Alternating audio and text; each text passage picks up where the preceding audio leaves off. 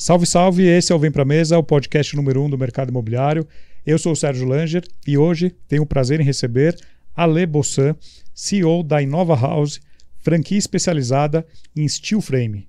Ale, seja muito bem-vindo ao Vem Pra Mesa. Opa, obrigado por estar aqui, pela oportunidade, Sérgio. Muito bom essa oportunidade que nós tivemos. Vamos bater um papo aqui sobre inovação, sobre construção. Você que está acostumado ao Vem Pra Mesa vai ouvir um papo muito bacana aqui sobre um método que não é novo no Brasil, mas está sendo mais difundido agora e muito comum fora do Brasil. Antes da gente começar, quero mandar um abraço para o nosso patrocinador, pessoal da Plano e Plano. Você, corretor de imóveis, venha trabalhar em uma das houses Plano e Plano. São profissionais experientes e reconhecidos no mercado para te orientar e ajudar a desenvolver a sua performance. Os melhores programas e campanhas de incentivo, o tradicional faixa preta. Venha prosperar na Plano e Plano. Só em 2023 serão mais de 10 mil unidades lançadas. Faça parte da família Plano e Plano. Deixar um abraço para o Everton, para toda a família Plano e Plano. Você que está no YouTube, curta o nosso vídeo, deixe seu like, siga o nosso canal, super importante, assine o nosso canal. Você no Spotify, siga o nosso canal também no Spotify. Toda semana uma atualização nova para você que é do mercado imobiliário.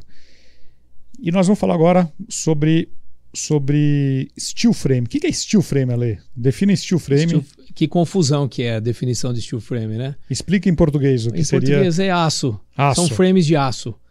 De aço. Exatamente. É a maneira mais simples de entender, né? Uma estrutura de aço. Uma estrutura de aço. Sim. E a Inova House é uma marca nova, é uma Construtec.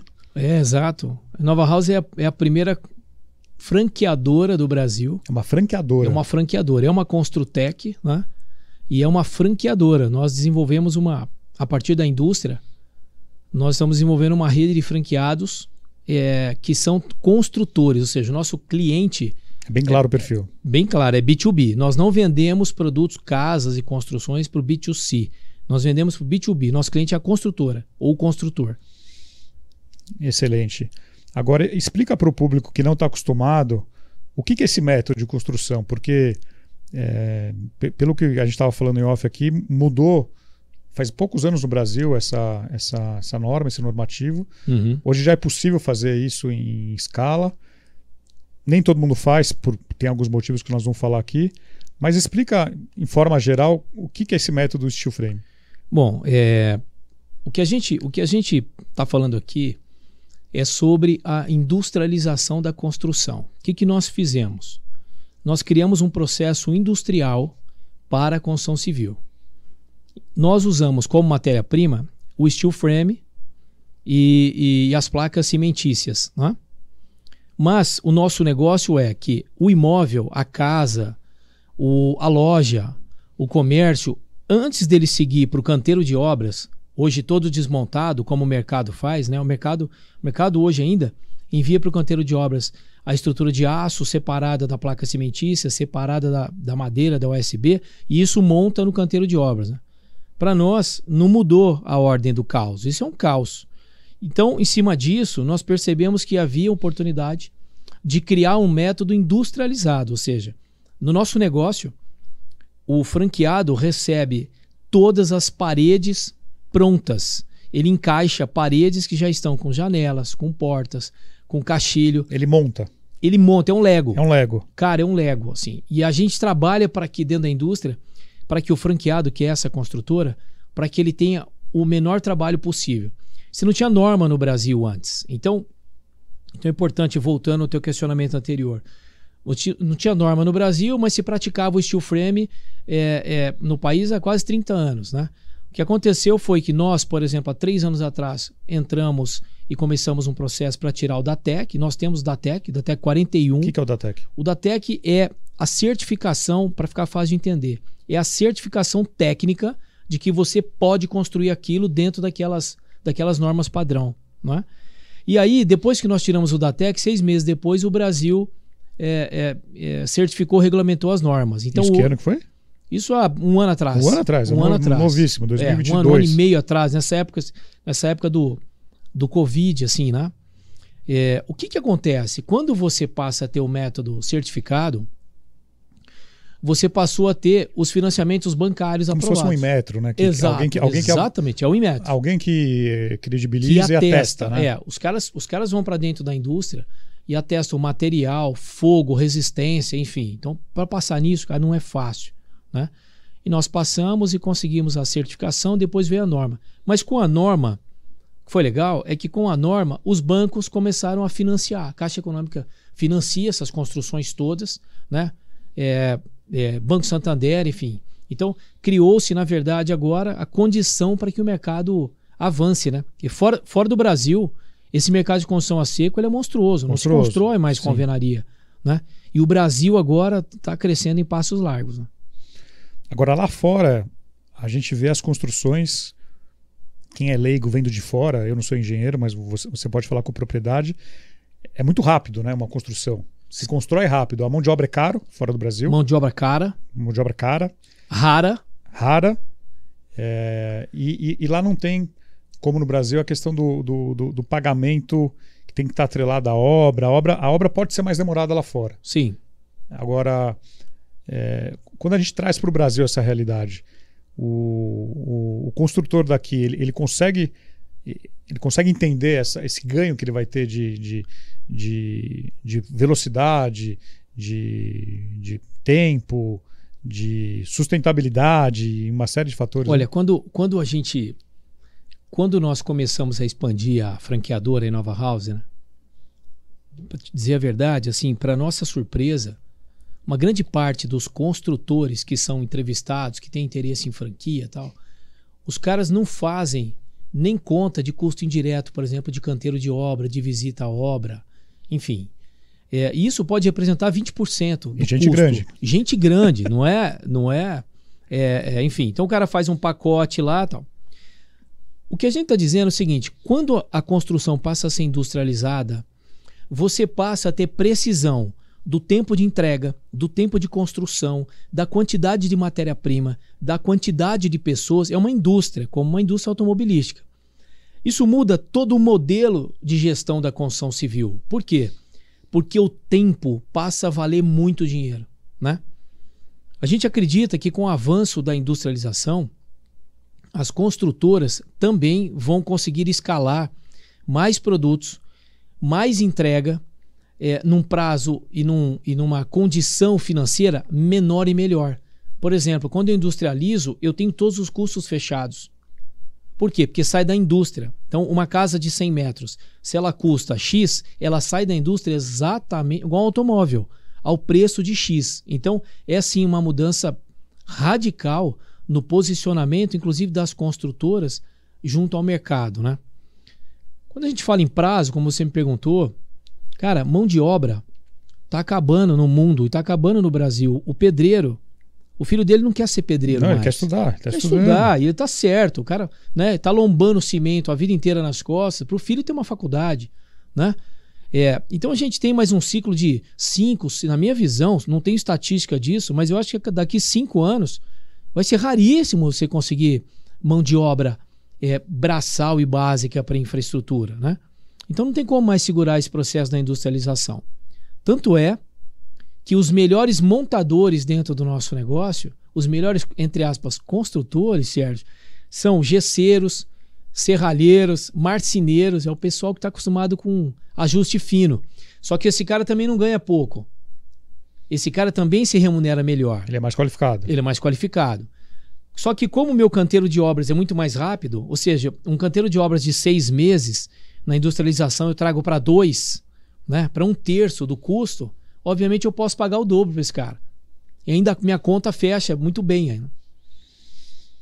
Eu entrevistei aqui já algumas pessoas falando sobre esse método e é unânime a opinião que só vai crescer no Brasil. O Brasil, sim, você tem aí muito potencial. A única barreira que falam é a questão geográfica. Que sem dúvida. O Brasil, ele não é fácil você mover, transportar algo, sei lá, da região sul para o norte, sim, rapidamente e barato. Infelizmente a questão de trem, rodoviária... Logística é muito cara. A logística é caro no Brasil. Então, questão tributária entre tributária estados. também, cada sim, estado.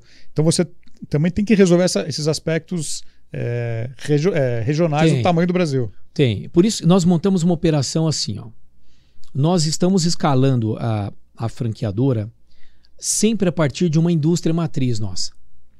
Então, eu tenho uma indústria e num raio de 400 quilômetros, essa indústria suporta toda a rede de franqueados. 400 quilômetros é o raio. 400 quilômetros suporta sem impacto no preço final.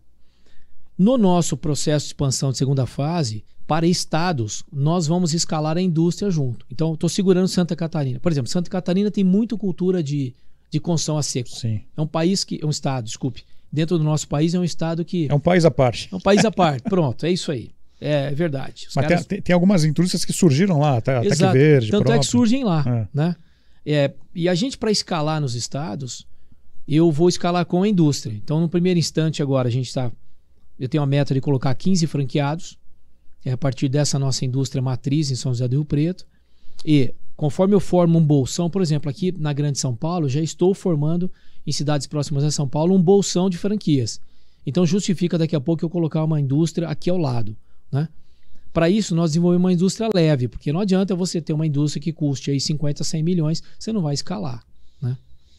Eu gravei com o CEO da Brasil ao Cubo, que é o Ricardo Mateus, lá de Tubarão, Santa Catarina. Mais um de Santa Catarina também. Muito tem essa forte. Cultura de pré-construção, de steel frame. Tem porque, olha só, você pega lugares que tem oscilação térmica para Santa Catarina. Você tem oscilação, né, tem o frio e calor, né? Frio e calor extremos.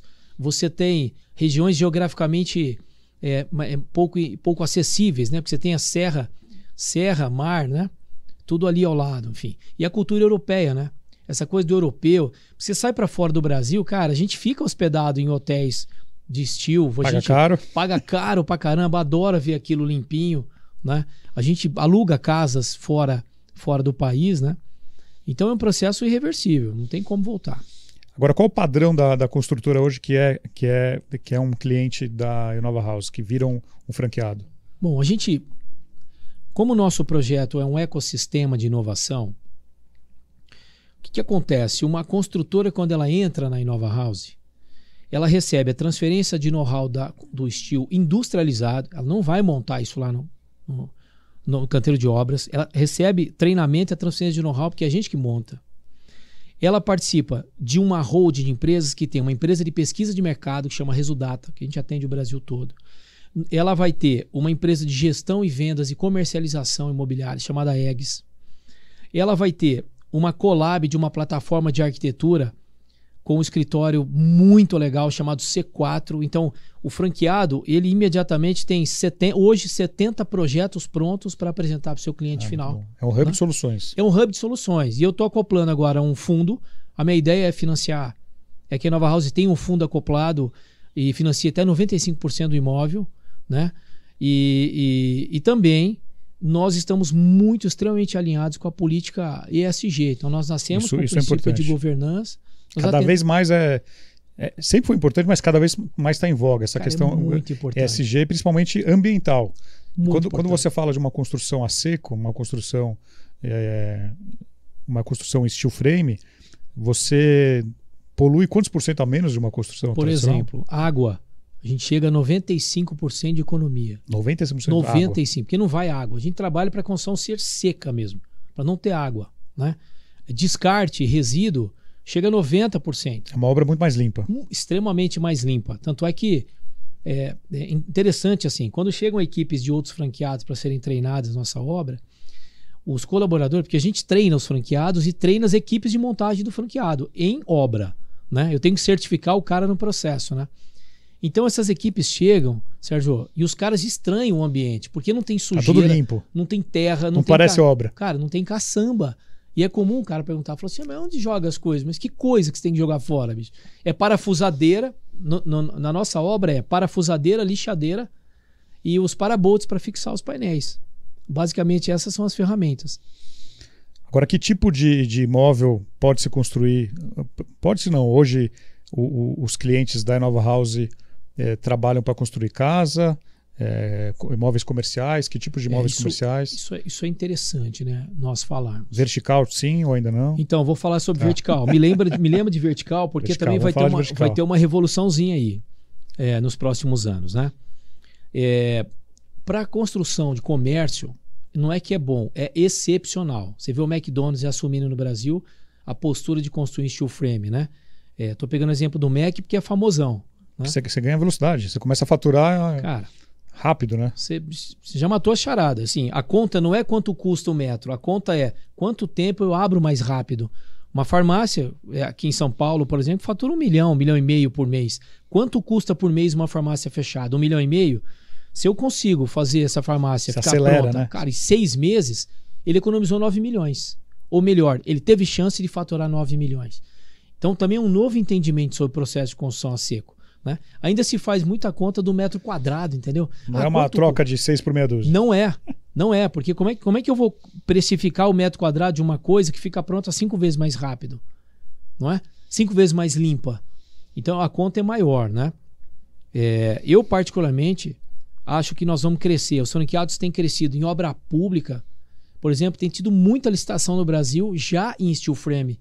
Escolas públicas, hospitais. Você viu a China no Covid, cara? O mundo bateu palma para a China, porque a China fez um hospital de 1.000 leitos em 10 dias. Essa estrutura é toda industrializada já. É steel frame, toda industrializada e só chega para montagem. Então a gente acredita muito no crescimento do comercial, muito no governamental e, particularmente, ainda não é viável por Minha Casa Minha Vida faixa 1, porque não consegue piorar a qualidade do material. Mas casas... Acima do faixa 2? Cara, faixa casas acima de 80 metros, todas sem exceção. Aliás, quanto maior a casa, mais viável fica. Agora, você estava me falando em off aqui, qual que é o custo de uma casa de 100 metros quadrados? Quanto que ela sai... quanto que ela sai para o franqueado?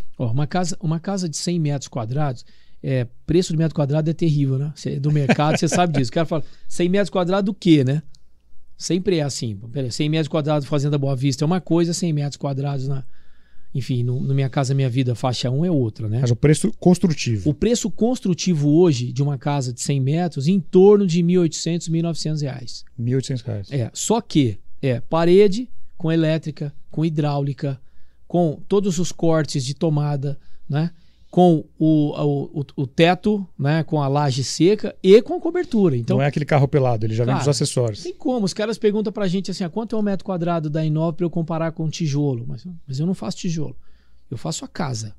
E aí é importante, o franqueado, Sérgio, ele recebe a casa, por exemplo, uma casa, ele recebe a casa para colocar ela em pé, ele coloca essa casa em pé em 3 dias, como você já me perguntou, coberta, e aí entra acabamento, louças, metais, e é um novo comportamento no canteiro de obras. Por quê? Porque aí você me perguntou lá atrás do perfil do franqueado. Eu tenho que ter um franqueado que tem um perfil de organização e de gestão de custo muito, muito aguçado. Por quê? Porque se a casa está pronta em 3 dias para ele acabar, e ele não tiver, por exemplo, a louça não chegou, metal não veio, o meu fornecedor não entregou um piso, tal, tudo aquilo que ele ganhou em velocidade, ele perde rápido. Ele vai perder rápido, né? Então, o melhor perfil é o construtor que faz conta, cara, que faz conta de rentabilidade, que faz conta de despesa. Esse é o melhor perfil.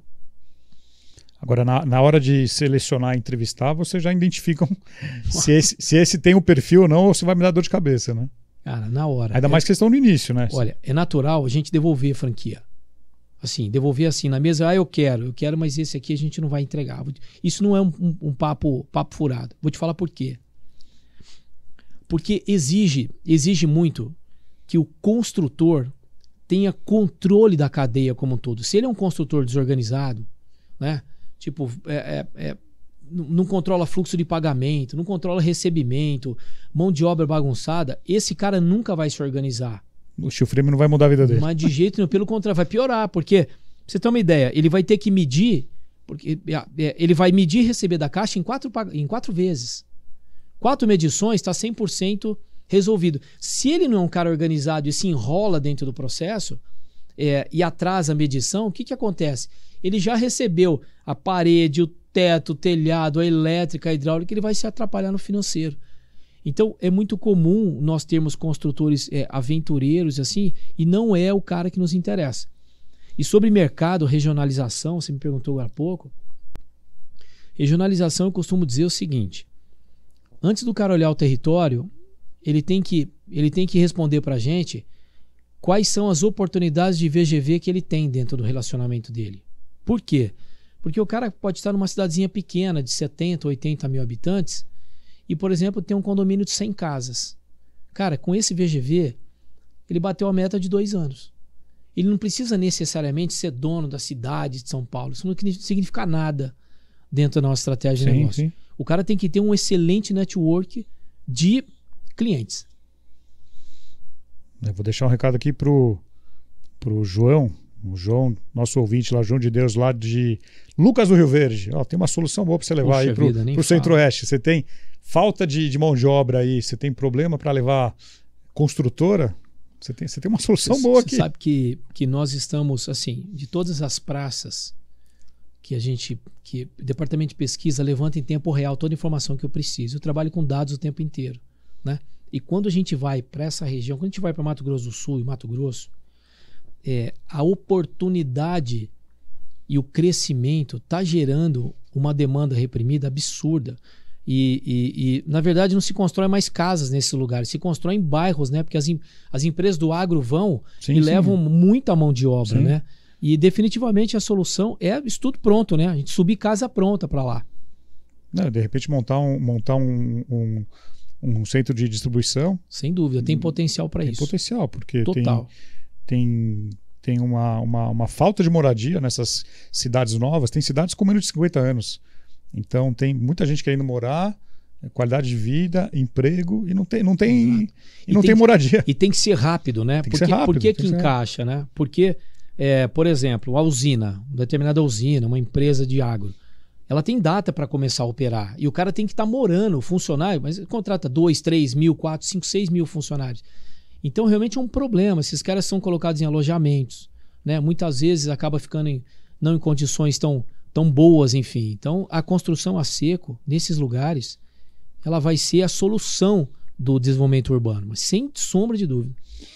Agora, em relação à questão térmica, como é que funciona esse tipo de construção?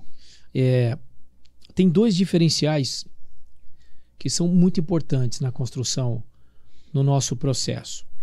Tanto o conforto térmico quanto o conforto acústico. Eu vou te explicar por quê. Por que conforto térmico? Porque do lado de fora você tem placa cimentícia, cimento. Depois você tem ou uma segunda cimentícia, ou você tem a madeira USB. Depois você tem aço. Depois você tem lã. Então, são várias camadas. Várias camadas. Você tem 5, 6 camadas. Significa que quando está muito quente lá fora, aqui dentro está fresco. Não dá tempo durante o dia dessa temperatura ter variação para dentro, devido à quantidade de camada. Então, quando está frio lá fora, a casa está mais quente, e quando está muito quente lá fora, a casa está mais fria. Chega a 5, 6 graus de variação.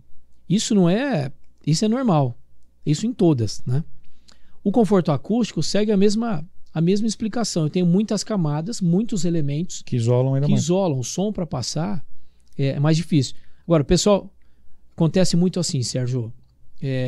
Mas se uma mulher andar no segundo andar com salto, eu vou ouvir? Cara, você ouve isso em qualquer prédio, de qualquer lugar, uma mulher andando com salto, de um prédio todo homem vai ouvir. Até altíssimo padrão. Não tem jeito. Tem até uma questão subliminar, né? Psicológica, né? Uma mulher andando com salto, o homem tem que ficar ligado, né, bicho? Já fica mais ligado, né? Mas a questão acústica de som externo, som interno é infinitamente superior à alvenaria. Agora, a questão do horizontal, do vertical que você ia falar? Para onde que isso está evoluindo? Nós lá estamos testando, terminamos os testes, vamos começar agora a aplicar. Imagina uma incorporação. Incorporação hoje, o cara faz a fundação do prédio e vai subir toda aquela estrutura de concreto. Aquilo pesa X toneladas. Quando eu transformo aquilo numa construção a seco em steel, o peso da estrutura, no mínimo, cai pela metade. No mínimo. Então eu estou dizendo que custo de fundação, tempo de fundação, já cai absurdamente. Então eu tenho uma fundação feita mais rápida, mais leve e mais barata. Quando eu começo a erguer a alvenaria, você vem erguendo andar por andar, ok? Então a equipe sobe erguendo a estrutura, depois a equipe desce, aí a equipe sobe fazendo o fechamento, aí a equipe desce, a equipe sobe fazendo o interior, a equipe desce. É lento. É lento. Então a equipe sobe, desce, sobe, desce, sobe, desce, e para pintar, sobe e desce. O que é que a gente desenvolveu? Um método de fechamento externo, porque interno nós já temos, externo por painéis e placas cimentícias. Então, sobe a estrutura de concreto, já fecha. A mesma equipe que sobe, fecha. Sobe e fecha. Então o que vai mudar é que visualmente nós vamos começar a ver os prédios subindo fechados. E ao mesmo tempo uma equipe interna vai fechando por dentro. Como é lá fora. Como é lá fora. É o exemplo da China que você deu, né? Da China, Oriente Médio já faz isso há algum tempo, né? Dubai foi todo construído nesse processo, enfim. Então olha só, qual é o desafio para conseguir fornecer essa tecnologia, né?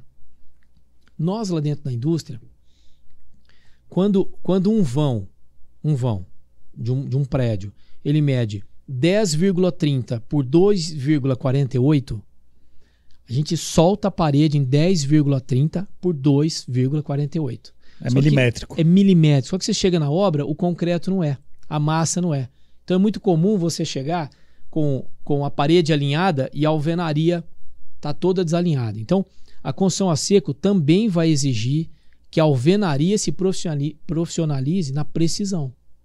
Porque senão as duas não vão andar juntas. A seco não vai conseguir ajudar a alvenaria se a alvenaria... Não vai dar um jeitinho, não dá para dar um jeitinho. Cara, não dá. Faltaram 3 milímetros, fecha aqui, não tem como fechar. Tem que fazer uma nova parede, uma nova placa. Eu lembro que o primeiro apartamento que eu comprei na planta, quando eu peguei a chave levei a arquiteta para medir, e nossa, foi terrível, porque não, mas essa aqui tá diferente da planta, essa parede tá redonda, meu Deus do céu, foi terrível. Dá até para duvidar da arquiteta no primeiro instante, né? Não, mas depois você viu você viu o nivelamento do piso também, o que eu tive que comprar de areia, de não sei o que, para nivelar. Você sabe onde a gente vê muito isso? A hora que entra a marcenaria. Sim. É muito comum você ver o marceneiro remendando o canto, ou fazendo o canto, porque a medida não bate. É por isso que a construtora, quando ela se torna uma franqueada nossa, ela tem esse treinamento técnico, ela tem treinamento de engenharia, porque muda a maneira de projetar, ela tem treinamento de arquitetura. Eu tenho que ensinar ele a fazer cálculo de obra, porque eu vou disponibilizar uma calculadora online para que ele, como construtora, já faça todos os cálculos por conta, mas ele tem que aprender, porque cada painel tem um preço. Você vai ensinar ele a fazer isso. Ensina ele. E aí tem uma barreira ainda a ser avançada no Brasil, que é a arquitetura aprender a projetar em steel. A arquitetura está engatinhando no projeto de steel, né? Cara, a hora que o arquiteto entender todas as possibilidades de steel, ele também vira um arquiteto em escala. E isso não é ruim. Você fornecer grandes projetos em escala, a gente entende que é um outro nicho de negócio, diferente do gourmet, né? Todo gourmetizado, um projeto aqui, outro ali, mas tem uma oportunidade gigante de arquitetura em escala. As próprias franquias, por exemplo, acabam comprando container, que é mais caro que o nosso processo, porque não tem arquitetura em escala. Então, né? Cacau Show tem feito lojas em container. Cara, é difícil o container, você tem que tratar o container, tratar o aço, pintar, revestir, fazer o conforto, criar o conforto térmico, acústico, né? Por quê? Porque você não tem arquitetos especialistas nisso, tem poucos, na verdade. É um nicho gigante de aproveitamento. Agora, quando a construtora passa a ser uma franqueada, ela precisa virar a chave 100% para esse método, o steel frame, ou não? Ela consegue operar ainda nos dois, nas duas tecnologias? Eu recomendo, como o nosso negócio é um hub de inovação, e a gente gosta muito de aplicar inovação, a gente recomenda à construtora abrir um braço de inovação, abrir o segundo negócio. Braço. Exato, abrir o segundo negócio. Comunicar ao mercado assim, agora eu também tenho a inovação da construção, que é esse processo. E essa é até uma maneira mais saudável, mais segura, da construtora também ir aprendendo mais sobre a técnica. Sim. E ir migrando, inclusive. Porque eu não acho que uma coisa vai invalidar a outra. Pelo contrário. Eu acho que existem construções que são excepcionalmente boas para o steel, mas outras não. Outras, você precisa de estrutura mista, ou você precisa de aço somente, ou você precisa da alvenaria tradicional. Então a gente aconselha o cara a montar um novo negócio, um braço mesmo. Agora, muito se fala da reforma tributária, e para esse mercado da produção off-site, ela pode ser uma notícia excelente para esse tipo de mercado? Ela pode, e se ela acontecer, ela vai alavancar muito o mercado. Quando a gente fala, por exemplo, de passar uma casa de um estado para o outro, você tem bitributação, não é? Então, o que a gente defende na construção é que a parte tributária ela seja o mais simplificada possível. Talvez não está aqui no meu escopo isso, mas talvez um imposto único. Os e-commerce sofreram muito isso no início, né? Hoje não, porque já existe uma legislação específica, mas sempre tinha dúvida, tributo da onde sai ou da onde chega. Pois é. O cliente de Manaus vai pagar mais do que... Se manufatura. Então, assim, eu sei que uma vez eu conversei com um cliente meu que ele tem uma indústria, uma distribuidora farmacêutica no interior. Tá.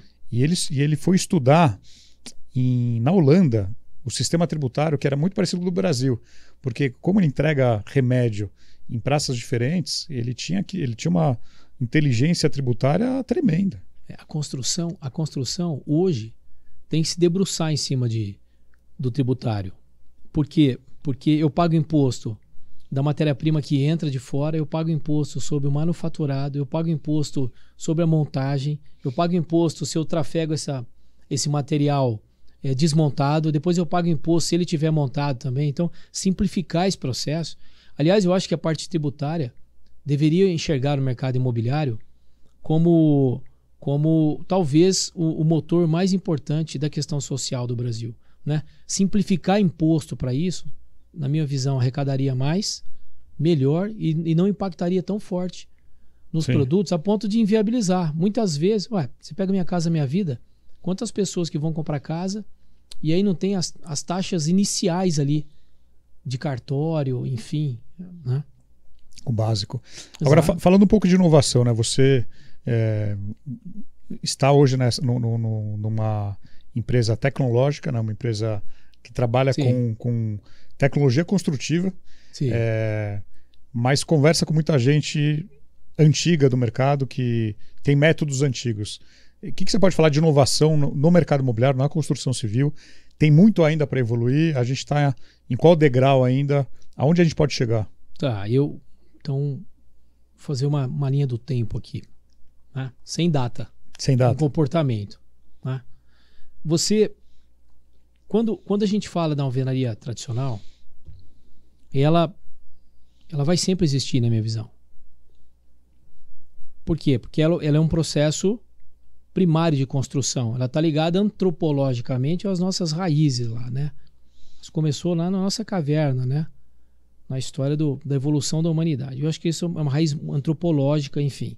Sempre vai existir. Assim como outros métodos novos vão aparecer e vão se incorporando ao grande negócio que é o ato de construir. Para mim, a grande mudança disso tudo, ela está muito mais ligada não à construção, mas aos processos e às pessoas. Por quê? Menos pessoas, cada vez mais na cadeia da construção civil, necessita que eu tenha mais processos. Menor rentabilidade necessita que eu tenha mais processos para eu ter mais controle e mais eficiência. Então, o que eu imagino que venha nos próximos anos é uma indústria extremamente voltada para eficiência e rentabilidade, a ponto dela enxergar os centavos da operação toda. E aí, Sérgio, isso vai passar por uma nova cultura de compra de matéria-prima, contratação de mão de obra. Fica muito mais inteligente. Muito mais inteligente. Gestão de RH nesses canteiros de obra. Passa por esses ODS, né, da ONU 2030 agora, que são fundamentais, que estão ligados à qualidade do trabalho, à preservação do clima, preservação do meio ambiente, a gestão do macroambiente que você pertence, né? Então eu acredito que a gente vai passar nos próximos anos uma transformação total da cadeia. O cliente final, ele vai ter um produto melhor, mais rápido e com menor frustração de demora de entrega e estouro de orçamento, porque é muito frustrante. Não tem nada mais frustrante que você... Cara, porque se você encomendar um carro, olha como a gente são 2 pesos, 2 medidas. Você vai numa concessionária e encomenda um carro. O carro custa 200 pau. Se o carro chega e o vendedor te fala, ó, teve um aumento aqui no meio do caminho, ele vai ser 209. Possivelmente você desista do carro. Ou 201. Ou 201. Ou não leve o carro, ou faça o cara pagar. Mas não justifica esse aumento. Como que é a construção? A construção começa em 200 e você já sabe, o mercado viciou, já sabe que não vai ficar 200 pau. Não vai. Vai ser 200 e qualquer outra coisa. Eu acho que a grande mudança na industrialização é justamente essa evolução. O que você comprar é o que você vai pagar. E o prazo de entrega é o que você vai receber. Lógico, tem atraso, tem intempérie, mas é uma evolução do sistema como um todo, sabe? E o consumidor final vai se beneficiar disso, porque ele vai começar a contratar construtor no futuro próximo, como você compra hoje no comércio eletrônico. Você compra de alguém que atrasa? Não. Você... Reputação é tudo. Você cancela um Uber que demora? Sim. Na hora? Não é? Então aí o próximo avanço do mercado é o mercado selecionar por prazo, entrega e preço e qualidade. É o que eu acredito. Vai ficar mais profissional o mercado. Muito. Nós vamos muito para essa linha, nós vamos muito para essa cultura do e-commerce, não como e-commerce. Né? Nossos canais ainda serão múltiplos canais. Sim. Mas essa cultura do quanto custou, te entrego em 15 dias, olha que coisa legal. Você comprava no comércio eletrônico há 2 anos atrás, quando vinha da China o produto, demorava 3 meses. Né? Hoje você compra produto da China em 7 dias. Né? A construção vai para isso. Agora, quando você falou em redução de pessoas numa obra, você tem no Brasil uma característica que poucos lugares do mundo tem, que são sindicatos. Uhum. Sindicatos não levantam bandeira, são contra, não tem uma corrente contra aí de algum lado aí da... Você sabe que a gente tem na veia, assistido na veia, que o trabalhador, quando ele entra numa construção como a nossa da Nova House, em que ele fixa paredes prontas e ele usa, a ferramenta dele é uma parafusadeira, nós temos depoimento disso, vídeo disso, os caras chegam a comemorar o ambiente de trabalho, né? Por quê? O risco de acidente, cara, diminui trabalhista, total, ele não tem que risco que ele tem. A ferramenta é uma parafusadeira ou uma lixadeira, você diminui absurdamente tudo isso, né? Então a gente está muito mais alinhado com essa política de preservar a qualidade do trabalho, preservar o valor moral, a humanização no canteiro de obras, que é um discurso muito alinhado com o sindicato, né? O sindicato, no fundo, ele protege o trabalhador, né? E a nossa ideia é cada vez mais deixar o trabalho o mais prazeroso possível. Mais digno. Mais digno, porque é muito rápido, cara. Estou te dizendo que em 3 dias ele põe de pé uma casa de 100 metros, coberta. Agora, em relação a custo de insumos, né, de material de obra, a gente agora na pandemia sofreu, muitas construtoras, todo mundo sofreu a questão do aumento dos insumos.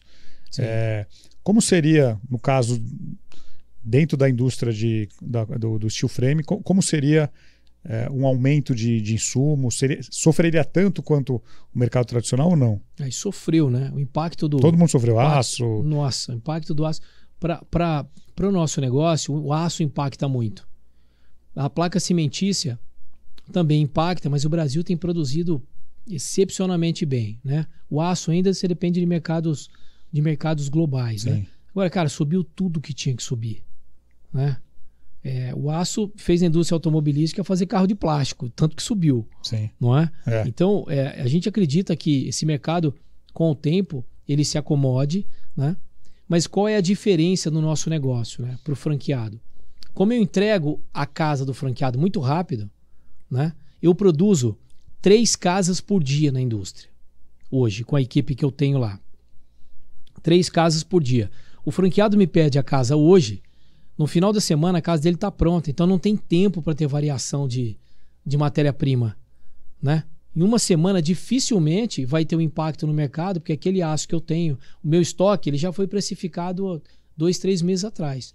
Então a gente consegue controlar custo justamente por ter estoque e entregar rápido. Porque o que faz uma obra, muitas vezes, uma obra encarecer? Não é só o desperdício. Ela vai demorando, né? Então você vai ficando dentro das intempéries do mercado. Então assim, se ela demora 1 ano, a chance de subir o insumo é enorme. Você tem 1 ano de chance. O meu você tem 30 dias de chance. Né? Você está menos refém a isso. Menos refém. 2, 3 materiais só, via de regra. Então, nosso impacto é quase menor. nenhum. É menor. Menor. Muito e eu, bom. em contrato, garanto para o franqueado. Então, se ele fez a aquisição, ele vendeu lá 50 casas, em contrato, o preço está fechado, eu entrego naquele preço as 50 casas. Porque eu tenho que proteger minha rede também, né? Então, é mais importante que eu tenha uma logística de compra mais eficiente dentro da indústria para poder garantir que o meu franqueado lá na ponta tenha condição de competir no mercado. Né? Agora, quando o franqueado da Cacau Show vai comprar insumo, ele compra chocolate, ele faz o estoque dele e ele vende. Quando um franqueado da Inova House vai fazer um pedido, ele vendeu 50 casas, ele faz esse pedido ou ele já tem que provisionar? Como que é esse planejamento? Ele vende e faz o pedido? Então, olha só. E não pode ser unitário também, né? Assim, eu tenho franqueado que é da natureza dele, ele é construtor, então ele faz uma casa a cada 2 meses, 3 meses, é da natureza dele. Tá. Então ele põe esse pedido... Ele vai pôr no pedido, quero essa, tá. Quero essa, paga e leva. Agora, tem os outros que já são planejados, estão atuando em condomínios, né? Em projetos maiores. Esse cara tem uma vantagem, ele não precisa imobilizar o capital.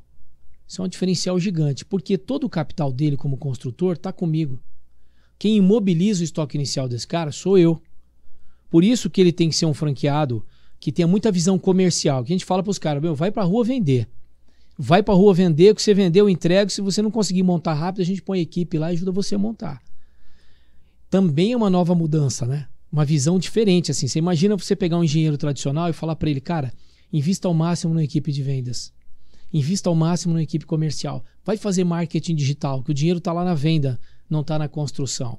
Né? E agora, esse custo inicial de estoque e tal é todo nosso.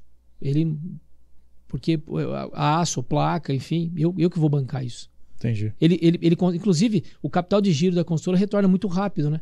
Eu estou dizendo que ele não desencaixa na entrada e se ele for muito eficiente, em 4 meses, por exemplo, a Caixa pagou 100% da... Ele ainda tem um banco por trás financiando. Tem um banco por trás financiando.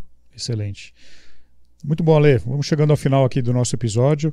Quero agradecer a sua presença, parabenizar aí pela iniciativa. Realmente tudo que melhora o nosso mercado, eu gosto de estar próximo, gosto de entender. E para a gente finalizar, gostaria que você deixasse um recado final para nossa audiência, construtores, incorporadores, corretores, cliente final que nos ouve. Sérgio, para nós foi muito importante estar aqui com você. Você é um dos ícones do mercado imobiliário, você é um dos porta-voz que fomenta o mercado imobiliário. E para nós falar sobre mercado imobiliário sempre está ligado ao valor humano da história. Legal, obrigado. Nós acreditamos que quem mora bem, vive bem. Não é quem vive bem mora bem. Quem mora bem, vive bem. Sim. Todo mundo que tem condição de uma habitação digna tem uma qualidade de vida plena. Né? O recado que a gente tem que deixar aqui é que o mercado, esse mercado de industrialização da construção, na minha visão, ele vai virar tão rápido quanto o de automóveis elétricos. Há 2 anos atrás, nós tínhamos um preconceito enorme sobre carros elétricos. E aí você assistiu nos últimos 2 anos montadoras tradicionais fechando fábricas, chinesas vindo e comprando, e o Brasil está emplacando absurdamente veículos elétricos. Só cresce. Essa disrupção acontece quase sempre quando um mercado ele é acomodado demais. Exemplo da telemedicina por conta da Covid. Nada podia em telemedicina. Cara, em 30 dias os médicos estavam prescrevendo, recebendo pelo WhatsApp e virou um negócio que salvou vidas absurdamente. A gente acredita que nos próximos 2 anos a construção também vai ser chacoalhada por isso. Por quê? Porque não tem mão de obra. Ninguém aguenta mais pagar estouro de obra. Construtoras quebraram com o Covid porque o preço de material subiu absurdamente. Então, é desse caos que uma grande parte do segmento da construção vive, que a gente vem com a solução da industrialização, né? Para o cliente final, ele vai conseguir comprar produto mais rápido, ao invés de ficar pagando lote. Porque você já não paga o lote com a casa. Então, nós também acreditamos que a gente vai reinventar esse segmento de loteamento e urbanização. Para o corretor, cara, o corretor tem que estudar sobre construção a seco. Tem que estudar. Assim como o arquiteto, assim como a gente tem que estudar todos os dias. Porque é um processo irreversível. O corretor que vende lote, se ele estudar construção a seco, ele vende o lote com a casa. Ele ganha duas vezes. Ganha 2 vezes. Em 60 dias, o cliente não tem um lote. Ele tem uma casa. Sim. Então a gente acredita nessa revolução do mercado. Muito bom. Como um todo, cara. Muito obrigado, viu, pela oportunidade. Obrigado, Ale. Bom, pessoal, é isso. Semana que vem tem mais. Tchau.